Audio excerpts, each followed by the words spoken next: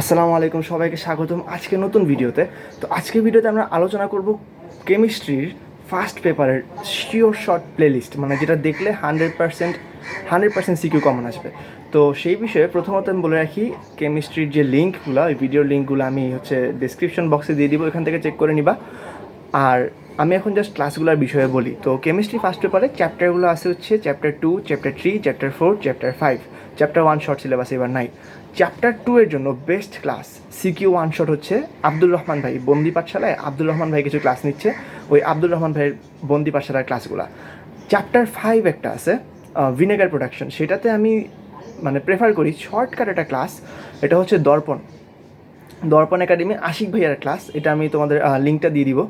আশিক ভাইয়ের ক্লাসটা একদম শর্টের মধ্যে 40 মিনিটসের মধ্যে তুমি পুরোপুরি চ্যাপ্টার 5 শেষ হয়ে যায়। তো এখান থেকে ধরো তোমার 14 মার্কের মতো কমন পড়বে মাত্র 40 মিনিটের ভিডিওটা। তুমি যদি কিছুই না বুঝো, মুখস্থ করে ফেলো, তাও তোমার এখান থেকে প্রায় 14-15 মার্কস, 14 মার্কস তো তোমার ইনশাল্লাহ কনফার্ম আসবেই।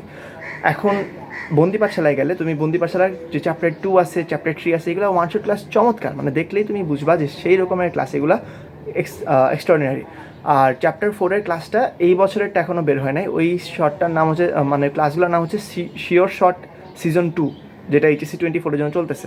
তো এখনও চ্যাপ্টার 4টা বের হয় নাই। চ্যাপ্টার 4টা হচ্ছে তোমাদের 23 সালের জন্য যারা ছিল তাদের জন্য বের হয়েছিল, আগেরটা সিজন 1-এরটা। এইবারও ইনশাল্লাহ খুব জলদি দিয়ে দিবে।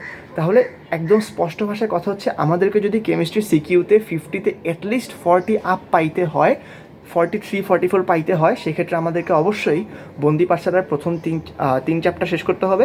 4 নাম্বারটা চ্যাপ্টার 5 যেটা, সেটা আমরা বন্দি পাঠশালা থেকে দেখতে পারি অবশ্যই, বাট দর্পণ একাডেমি অর্থাৎ আশিক ভাইয়ের যে ক্লাসটা, এটা 40-45 মিনিটের ভিতরে খুব সুন্দর করে জাম্প প্যাক দেওয়া আছে।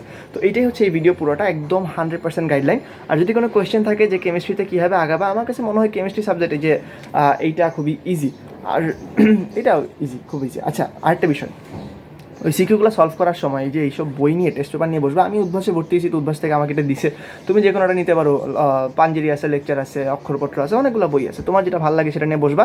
বসে ওই যে বোর্ড কোয়েশ্চেনগুলো একটু মেলাবা, দেখবা যে যদি খাতায় নোট করতে বেশি সময় লাগে, তাহলে ওই যে বোর্ড কোয়েশ্চেনটা নিবা, নিয়ে ওইখানে জাস্ট নোট করে দিবা বোর্ড কোয়েশ্চেনটা, অ্যান্সারটা যে দেওয়া থাকে সাপ্লিমেন্টে, ওইটা পাশে জাস্ট লিখে দিবা যে এইটা অ্যান্সার এইভাবে হয়।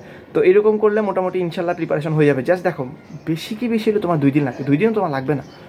সিকিউগুলো তোমার সবগুলা ক্লাস বন্দি পাঠশালায় যে সিকিউ ক্লাসগুলো, এগুলো তোমার একটা 2-2.5 ঘন্টা করে, ম্যাক্সিমাম 3-3.5 ঘন্টা গেছে। এগুলো করে ফেললে একদম ইজিলি হয়ে যাবে ইনশাল্লাহ। তুমি এটা জাস্ট 1.5 দিনে তুমি যদি মিনিমাম 15 থেকে 20 ঘন্টা টাইম দাও, খালাস। তো দ্যাটস অল।